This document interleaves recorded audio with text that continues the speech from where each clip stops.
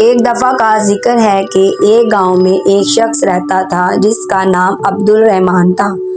اس کے 3 بیٹے تھے، تینوں اپنے والد سے بہت محبت کرتے تھے۔ ایک مرتبہ عبد الرحمن نے اپنے بیٹوں کو بلایا اور انہیں ایک ایک سیب دیا اور کہا، جہاں تمہیں کوئی نہ دیکھ رہا ہو اسے وہاں کھانا ہے، جو اسے کھانے میں کامیاب ہو گیا میں اسے انعام دوں گا۔ تینوں بیٹے چلے گئے اور عبد الرحمن انتظار کرنے لگا۔ دوسرے دن عبد الرحمن نے اپنے بیٹوں کو بلایا، باری باری سب سے پوچھا۔ سب سے پہلے بڑے بیٹے عبداللہ سے پوچھا، کیا تم کو ایسی جگہ کھانے میں کامیاب ہو گئے ہو جہاں تمہیں کوئی نہ دیکھ رہا ہو؟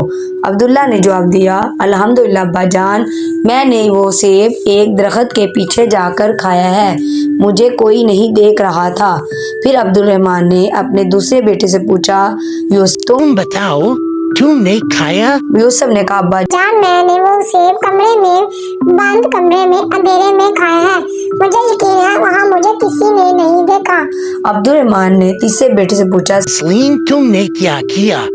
سلیم نے کہا، ابو جان مجھے ایسی کوئی جگہ نہیں ملی جہاں مجھے کوئی نہ دیکھ رہا ہو، کیونکہ اللہ تعالیٰ ہر جگہ دیکھتا ہے، مجھے ایسی کوئی جگہ تلاش نہیں ملی جہاں اللہ مجھے نہ دیکھ رہا ہو، اس لیے میں نے یہ سیب نہ کھایا۔ عبد الرحمن اپنے سب سے چھوٹے بیٹے کی عقل مندی پر بہت خوش ہوا، اس کو انعام دیا۔ پھر عبد الرحمن نے اپنے بیٹے سے کہا، بے شک اللہ ہم سب کو ہر جگہ دیکھ رہا ہے، ہماری باتیں سنتا ہے، جو خیالات ہمارے دل میں آتے ہیں ان کو بھی جانتا ہے، اللہ ہر جگہ موجود ہے۔